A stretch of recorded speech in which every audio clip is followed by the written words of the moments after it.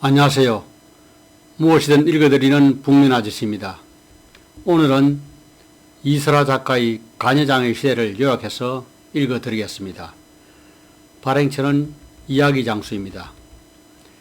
태초에 가부장이 있었다. 설아는 태어나서 맨 처음 배운 말은 할아버지였다. 할아버지는 집안의 가장으로서 11식구를 다스렸다. 한 명의 부인, 3명의 아들, 3명의 며느리,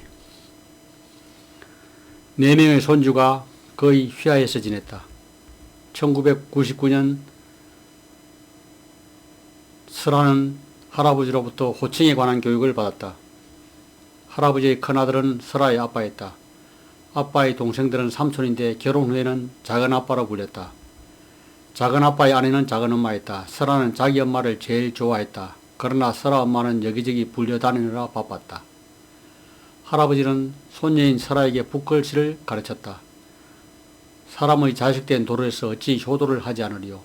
할아버지가 근엄하게 해설했고 그것은 가부장의 말이었다. 사장님 어디 가세요? 할아버지는 청년 시절 무일푼으로 상경하여 가게를 일군 남자였다. 그의 자수성가 스토리를 골목 사람들은 다 알았다. 사장이자 가부장인 할아버지가 대답한다. 손녀 딸내미랑 우동 먹으러 가지. 그는 손녀와 외식을 즐겼다. 우동집에서 할아버지가 물었다. 너는 커서 뭐가 될 거니? 설아는 면발을 들이키며 저는 사장님이 되고 싶어요. 설아의 대답에 가부장이 크게 웃었다. 무슨 장사를 하려고? 설아는 모르겠다고 대답했다. 그는 아직 간여장이 아니었다. 이 집은 딸이 사장인가 봐. 세월이 흘러 30대가 된 설아는 방 한 구석에서 물구나무를 쓰고 있다. 바닥에 정수리를 대고 곱게 버티며 할아버지를 생각한다. 그는 늘 당부했다. 큰일은 복군을 하는 거다. 배 나오면 끝장이다. 이제 80대가 되었건만 그의 배에는 왕자 모양의 근육이 여전하다. 설아의 몸도 다부지지만 할아버지의 기운을 따라가려면 아직 멀었다. 오늘은 큰일을 해야 한다. 바로 이삿날이다. 이삿짐 센터 직원들이 분주히 움직인다. 모든 사람이 설아의 지휘 아래 움직이는 중이다. 설아는 얼음과 음료수를 사와서 일꾼들에게 돌린다. 짐을 가득 실은 화물차 2대가 출발한다. 짐들은 영문을 모른 채 새 집으로 간다. 포키와 웅이가 화물차를 따라간 사이 설아는 옷을 갈아입는다. 좋아하는 셔츠에 타이를 메고 긴 머리를 싹 묶은 뒤 차를 몰아 부동산으로 향한다. 여러 명의 어른이 부동산 테이블에 둘러앉아있다. 설아는 영명해 보이는 중년 여성과 대화를 나눈다. 그가 오늘의 매도인 즉 집 주인이다. 테이블 위로 계약서가 놓인다. 집을 사고 파는 것에 대한 중개인들의 설명이 이어지고 설아는 집중해서 듣는다. 도장 찍을 곳이 많다. 사실은 생애 첫 부동산 매매 계약이기 때문에 설아의 손이 미세하게 들린다. 이렇게 젊은 나이에 집주인도 한마디 한다. 도대체 어떻게 돈을 번 건지 다들 궁금해하는 것이다. 출판계가 불황이라는데 책 읽는 인구도 많이 줄었다 하고 모두 설아의 대답을 기다린 중이다. 제가 글을 조금 많이 썼어요. 설아가 말했다. 설아는 그렇게 집을 샀다. 설아는 짐들 사이에서 네모난 간판을 찾는다. 이것부터 박읍시다. 낮잠 출판사의 간판이다. 여기에 박아주세요. 간여장의 지령이다. 웅이가 망치를 들고 오더니 벽에 쾅쾅 못질을 한다. 설아는 카타르시스를 느끼며 그것을 지켜본다. 역시 성공한 애는 달라. 마감이 있는 삶과 마감이 없는 삶으로 인간계를 나눈다면 30살의 이설아는 전자의 삶을 성실히 수행한 작가로 널리 알려져 있다. 그는 22살에 데뷔한 이후 지난 8년간 밥 먹듯이 원고 마감을 해온 자다. 요가, 매일 답장, 출판사 업무, 글쓰기 강의, 인터뷰, 온라인 회의, 스커트, 낮잠 등의 일과로 거의 낮은 분주히 흐른다. 그러나 슬슬 고통스러워하기 시작한 건 저녁밥을 먹고 나서다. 아무것도 안 적힌 빈 화면을 모니터에 띄워놓고서 그는 이런 혼잣말을 한다. 모든 게 다 잘 될 거야. 하지만 스스로도 믿을 수 없다. 후회를 하거나 말거나 마감 시간은 째깍째깍 다가오고 있다. 55살의 웅이는 부친이자 피고용이다. 작년까지는 일용직으로 일하다 원래부터 비정규직 사원이 됐다. 낮엔 설아의 출판사를 위해 청소와 운전, 배달, 택배 발송, 세금 처리 업무 등을 성실히 수행하지만 퇴근 이후에는 자유인 몸이다. 그는 이제 노가리를 먹으며 넷플릭스를 보다가 잠들 일만 남았다. 55살의 포키는 설아의 모친이자 피고용이다. 웅이와 달리 그는 설아의 출판사에서 정규직으로 일한다. 마트 직원, 식당 종업원, 빵점 점원, 구제 옷장수 등의 직업을 거쳐 50대 초반에 집 앞 기사식당에 취업할지 말지 고민 중이다. 그 무렵 독립출판으로 홈런을 쳐서 자신의 출판사를 차린 28살의 설아가 복희에게 말했다. 엄마, 기사식당 말고 내 출판사시 이래. 모녀 기업의 역사는 그렇게 시작됐다. 그들의 집에는 가부장도 없고 가모장도 없다. 바야흐로 간이상의 시대가 시작되었다.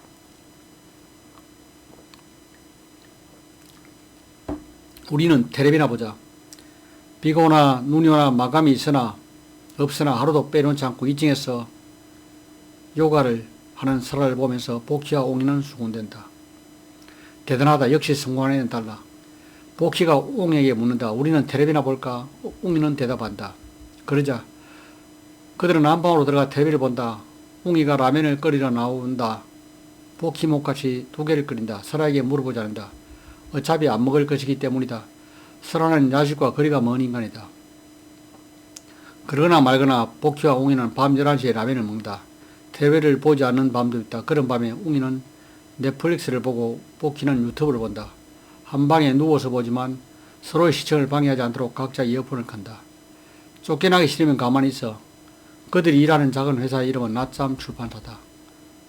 아무리 바빠도 낮잠은 꼭 챙기는 설아가 운영한다. 출판사 대표인 그가 좋아하는 것은 책 등 색깔별로 정리된 책꽂이, 서재에 사는 실내흡연, 더 이상 교정교를 것 없는 원고, 벽돌색 립스틱, 치실질, 셔츠와 넥타이, 포마드로 머리 넘기기 등이다. 설아는 2명의 직원을 두었다. 바로 복희와 웅이다. 설아의 모부이기도 하다. 동갑내비 부부인 그들은 자식들을 몹시 사랑하시나 교육에는 크게 관심이 없었다. 블루칼라 노동자인 모부가 15번 정도 직업을 바꾸고 가끔 사기를 당하고 빚을 지며 생계를 부양하는 동안 아들, 딸들은 알아서 무럭무럭 자랐다. 모부의 적당한 무관심 속에 딸은 덜풀 작가가 되고 아들은 덜개 같은 음악가가 되었다. 딸 아들은 일찌감치 분가하여 각자 독립적으로 지낸데 30살이 되던 해 설아는 도리는 모부와 학가를 하기로 다짐한다. 출판사를 가족사업으로 만들기 위해서 했다. 그는 자신의 집을 출판사 겸 가정집으로 꾸몄다. 웅이는 낮잠 출판사의 말단 직원이다. 주로 작업용 멜빵 바지를 입고 일한다. 그가 좋아하는 것은 설아차 세차하기, 청소기를 돌려놓은 방바닥에서 쉬기, 비누로 머리 감기, 웃긴 고양이 동상 보기, 포크로 롤케이크 먹기, 젤로 머리 넘기기 등이다. 복희는 낮잠 출판사의 중견사원이다. 주로 장꽃무늬 원피스를 입은 채로 일한다. 복희가 좋아하는 것은 박장대소하기, 찬물로 마무리하는 샤워, 보너스 월급, 남이 쓰던 휴지 내 것처럼 설치하기, 이불 위에서 가자 먹기다. 설아가 싫어하는 것은 원고를 명시하지 않은 청탁 메일, 공인인증서 갱신 등이다. 설아가 만든 책을 관리하는 게 복희와 웅의 일이다. 해가 뜨면 모부는 각종 서점에서 들어온 주문을 확인하고 발주를 넣는다.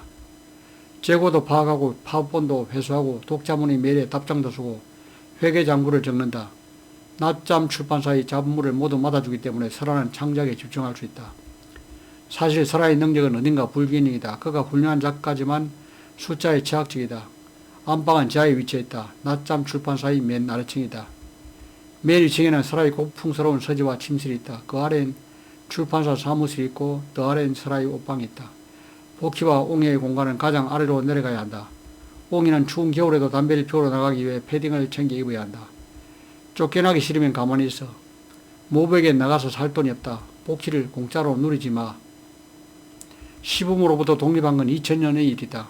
복희 부부의 자식들이 모든 짐을 챙겨 떠나기 전날 집안에 가장 그늘인 시아버지는 혼자서 맥주를 6병이나 마셨다. 토끼 같은 손주들을 매일 볼 수 없다고 생각하니 가슴이 미어졌다. 9살 설아가 할아버지를 물끄러미 바라봤다. 설아는 모부가 거쳐온 지난한 노동의 역사를 지켜보며 어른이 됐다. 22살에 설아가 작가로 데뷔했을 때 할아버지로부터 전화가 왔다. 그는 상인들의 집안에서 작가가 나왔다고 기뻐했다. 여루 작가가 되었구나. 아저씨의 아름다움. 웅이는 금륜을받아 복권을 2만원어치 산다. 40살부터 그랬으니 10년도 넘었다. 대표님은 성공하시고 집도 사셔서 잘 모르시겠지만 저는 입장이 달라요. 사정이 그리 여의치 않아요. 복권에 당첨되기만 하면 웅이도 내 집 마련의 꿈을 실현할 것이다. 마당엔 길고양이 3분이 상주한다. 그들은 자유로운 신분이지만 웅이가 주는 살을 얻어먹으며 행차하곤 한다. 웅이의 밥그릇과 물그릇은 고양이뿐만 아니라 동네 새들에게도 인기가 많다. 비둘기와 까마귀가 참새 등의 살을 쥐어먹고 날아간다. 동물들은 웅이의 호의를 알아본다. 아빠도 조금은 비건이에요. 복희와 설아는 비건이지만 웅이는 비건이 아니다. 그는 탕수육과 돈가스를 좋아한다. 출판사 식탁에는 비건 메뉴와 논 비건 메뉴가 동시에 오른다. 웅이의 또 다른 업무는 간현장을 차로 모시니다. 설아가 바깥일을 하러 나갈 때 그는 미리 시동을 걸어놓고 기다린다. 장군 말고 장녀. 설아의 동갑내기 사촌들은 곤란한 일이 생기면 웅이한테 전화를 한다. 웅이는 운전을 하거나 청소기를 돌리던 중 전화를 받는다. 설아의 사촌뿐만 아니라 친구들도 곤란한 일이 생기면 웅이에게 전화를 한다. 하루는 전구를 갈던 설아의 친구 미란이로부터 전화가 왔다.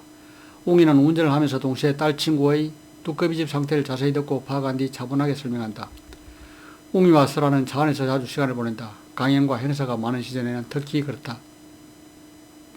설아도 운전을 할 줄 알지만 행사 앞뒤로 준비할 것이 많아서 웅이에게 운전을 맡긴다. 웅이가 훌훌 떠나보낸 문학을 설아는 힘껏 붙들고 있다. 설아를 모시는 게 어쩌면 문학을 간접적으로 사랑하는 방식일지도 모르겠다고 웅이는 생각한다. 바깥 양반의 아우라. 이 집안의 바깥 양반은 설아다. 설아는 주로 집에서 글을 쓰지만 몽골어 수입이 날쭉하기 때문에 바깥일로 열심히 병행해야 한다. 대표적인 바깥일은 글쓰기 수업과 강의이다. 그는 소시책부터 굉장한 글쓰기 선생으로 이름을 올렸다. 자신이 가진 글쓰기의 연금술을 초등학생들에게 행사한 것이다. 그러자 초등학생들의 필력은 매우 폭발적으로 성장했고 모부들은 자녀가 장문 천재임을 진작 알아보지 못한 자신들의 무심함에 통탄했다.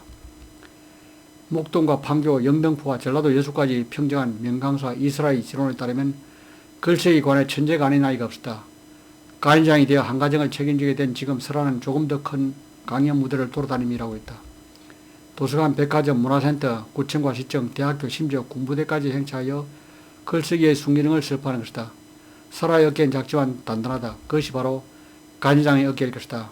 웅이의 운전수가 조수석의 창문을 동시에 내린다. 부녀는 연기를 내뿜으며 방키를 달려 집에 돌아온다. 안 부지런한 사랑.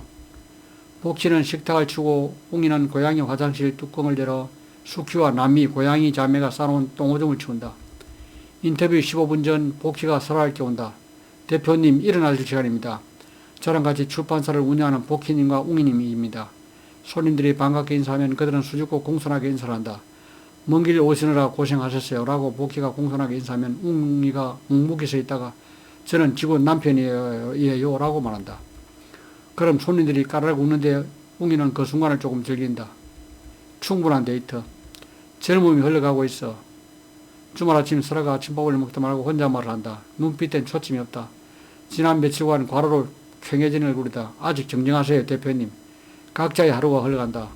설아는 마감과 북토크를 차례로 행한 뒤 데이트 상대를 집에 데려온다. 그 사이 복희와 웅이는 출판사 잡무와 집안일을 마친 뒤 외박을 하러 나간다. 다행히 서로 동선이 겹치지 않는다. 넷플릭스가 나온 모텔로 가는 길에 웅이가 복희에게 묻는다. 오늘은 누구 만난대? 나도 몰라. 피곤하지도 않나? 젊잖아. 어제 데려온 사람은 다시 데려올 것 같지 않습니다. 새로운 상대가 나타나면 말씀드릴게요. 그렇게 말해놓고 설아는 설렘이 아닌 피로를 느낀다. 복희식 오류. 모든 단어를 조금씩 틀리게 말하는 사람이 있다. 설아의 모친 복희가 그런 사람이다. 아쉬운 대답 드려 죄송합니다. 이설아가 출판사를 설립한 건 3년 전이다. 딱히 출판사 대표가 될 생각은 없었으나 제멋대로 만든 독립출판물이 어쩌다 대박을 치는 바람에 부랴부랴 사업자 등록을 하러 구청에 갔다. 출판사 이름을 뭘로 짓지? 10초쯤 생각해 본 뒤 그가 서류에 적은 이름은 낮잠 출판사다. 그야 물론 낮잠 자는 걸 너무 좋아해서이다. 아무리 중요한 일이라도 꼭 낮잠을 자가면서 해 나가겠다는 의지를 담은 일입니다. 낮잠 출판사의 주요 업무 중 하나는 거절 메일을 쓰는 것이다. 복희는 된장 출장 중. 여느 회사들처럼 낮잠 출판사에도 상리금 제도가 마련되어 있다. 설날, 추석, 여름, 휴가, 성탄절, 생일을 맞이한 직원에게 보너스를 지급한다. 낮잠 출판사의 상리금 제도 중 특히 눈여겨봐야 할 것은 된장 보너스, 김장 보너스이다. 설아와 복희의 식생활은 지극히 된장적이다. 된장이 없다면 그들이 뭔가 크게 잘못되었다고 느낄 것이다. 된장국 혹은 된장찌개를 거의 매일 끓여 먹었다. 이 집안을 살리는 된장은 어디로부터 오는가? 복희의 목으로부터 온다. 복희가 된장을 배우러 가기 위해 일반 휴가를 신청하자 간현장인 설아는 그것을 출장으로 진정했다. 그와 배워서 담가온 된장으로 1년을 먹고 살 것이므로 당연한 처사였다. 복희는 1년에 3번씩 된장 출장을 나간다. 낭독회는 김장 중에 시작된다. 대학을 못 다닌 것에 관해 복희는 유감이 없다. 오래전 일이기 때문이다. 국문과에 합격했을 때 19살의 자신과 등록금을 내어줄 수 없더 울던 가난한 모부의 시절로부터 긴 세월을 흘렀다. 복귀해서 하면 대학과 상관없는 일로 채워지면서 깊어져 갔고 그는 손주가 생겨도 이상하지 않을 나이다. 그러나 아직까지 한을 품은 사람이 있으니 존재다. 합격해도 대학을 보낼 수 없을 정도로 가난한 처지가 두고두고 미안한 것이다. 1948년생 존자는 글을 읽고 쓰는 법을 배우지 못했다. 사는 내내 크게 불편하고 부끄러웠다. 복희가 시골집에 들릴 때마다 존자의 하소연은 지치지 않고 반복된다. 복희가 대학만 가서도 인생이 달라지는디 속상해서 어찌. 그 얘기를 듣는 50대 중반의 복희 입에서 헛웃음이 나온다. 우리 엄마 또 시작이네. 복희가 책을 덮었다. 다 아는 이야기인데 웃음이 나고 울음이 났다. 이 자리에 모인 5명은 그 세월을 같이 겪은 이들이었다. 설아가 태어나기도 전의 일이네. 윤희가 말했고 영희가 고개를 끄덕였다. 존자는 좋아하는 드라마를 시청하듯 자신의 이야기를 들었다. 설아의 기억과 복희, 영희, 윤희, 병찬의 기억이 뒤섞인 편집본이다. 로즈 시절. 왜 엉덩이가 갈수록 네모나지 전신 거울 앞에서 복희가 투덜댄다. 거울에 비춰본 자신의 뒤태가 마음에 들지 않는 것이다. 옛날엔 동그랗고 빵빵했는데 운동해야지 안 처지지. 그렇게 말하는 설아의 엉덩이는 매우 탄력적이다. 일주일 뒤부터 복희는 훌라 교실에 다니기 시작한다. 하와이에서 훌라춤을 배운 여자가 가르치는 곳이다. 사장님의 사장님. 토요일과 일요일은 낮잠 출판사의 휴무이다. 서점들도 주말에는 출판사와의 거래를 시작한다. 그렇다고 주말이 한가롭지 않다. 설아는 신문 칼럼을 마감해야 한다. 평일에 쓰지 못한 원고가 알짜롭이 그를 기다린다. 웅이의 두 번째 직업은 트럭일이다. 1톤 트럭에 온갖 물건을 싣고 전국을 누빈다. 그가 싣고 달리는 물건은 행사용품들이다. 웅이는 이벤트 장비 렌털업자로서 일한다. 웬만한 행사에 필요한 모든 장비가 웅이의 트럭에 실려있다. 웅이는 그것들을 배송하고 설치하고 운송하고 철수한다. 최근 웅이는 조수로서 철이를 고용했다. 철이는 23살에 빡빡물이 사나이로서 다부진 체격을 가졌다. 그는 주말마다 웅이 밑에서 일하며 일당을 받는다. 이기고 싶은 사람이 있어. 철이는 설아에게 실전교육을 시킨다. 몇 번의 실습 결과 설아의 실력은 빠르게 개선된다. 복희와 설아의 발심에서 설아는 십초만해진다. 딸의 예술과 친구들, 양손에 촬영 장비를 든 방문객 4명이 설아의 집에 입장한다. 복희와 웅이는 공손히 맞이하지만 정확히 뭐하는 사람들인지는 잘 모르겠다. 이들은 감독과 조감독과 미술감독과 스타일리스트이다. 어쨌거나 설아는 오늘도 촬영감독이 시키는 대로 움직이고 있다. 복희가 보기에 이번 촬영팀은 그렇게 이상한 짓을 시키는 것 같지는 않다. 미란이는 불시에 찾아온다. 늦은 저녁 누군가 낮잠 출판사 현관을 거석에 두드린다. 미란이는 언제나 조금 처량한 목소리로 설아를 그렇게 부른다. 오늘은 또 뭐가 문제야? 모든 게 잘못되어 가고 있다. 그게 미란이가 말문을 여는 방식이다. 인쇄전으로 되돌릴 수 있다면 기장님이 이제 다 됐다는 눈치를 보낸다. 설아는 비장하게 고개를 끄덕인다. 기장님이 버튼을 누르자 인쇄기가 육중하게 움직인다. 그 안에서 설아의 신작이 탄생할 것이다. 그렇게 책은 설아의 손을 떠난다. 책을 떠나보낼 수 있다는 건 작가의 허무이자 자유이다. 책을 사랑하고 두려워하기. 설아는 결정한 사람이다. 가장 이자 대표로서 출판사 이름을 결정하고 직원들의 월급을 결정하고 책 제목을 결정한다. 또한 책값을 결정한다. 이유 있는 문학. 거실에서 늘어져서 낮잠을 자던 숙주와 남이는 초인종이 울리자 눈을 번쩍 뜨고 털을 곤두세운다. 그들 자매가 초인종을 달가워하는 일은 없다. 외부인이 오는 소리라서 그렇다. 해가 진다. 설아는 원고 마감을 시작한다. 잘할 수 있다고 생각하며 첫 문장을 쓴다. 쓰자마자 모두가 실망할 거라고 생각하며 지운다. 그리고 다른 첫 문장을 쓴다. 마음에 들지 않아 금세 지운다. 울고 싶어지면 설아는 숙주와 남미가 누운 곳을 찾아가 엎드린다. 그들의 배에 얼굴을 묻으면 고소한 냄새가 난다. 복희는 생각한다. 복희가 날마다 밥을 하고 설거지 하듯 복희의 딸 설아도 날마다 원고를 마감한다.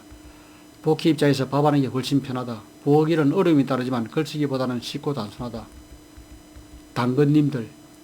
지난 연말 복희는 당근마켓이 뽑은 올해 인물로 선정됐다. 가부장의 아침. 55살 웅의 하루는 여자들 시종을 들며 시작한다. 걸레질의 왕도. 지금 복지는 요가로. 월수 금요일은 요가원에 가는 날이다. 복희는 자주 그 사실을 잊은 채 아침잠을 잔다. 부엌에 영광이 흐르는가. 대부분의 사람은 책을 읽지 않고도 살 수 있고 살아가야만 한다. 복희도 그런 이들 중 하나다. 나무의 찌찌의 상간마, 혼란스러운 가부장, 헷갈리는 식탁 예절, 누가 여자 역할이에요? 어느 오후의 부녀, 우리들의 신을 찾아서 출판사 지붕 위로 구름이 지나간다. 이것으로 책을 요약해서 읽어드렸습니다. 감사합니다.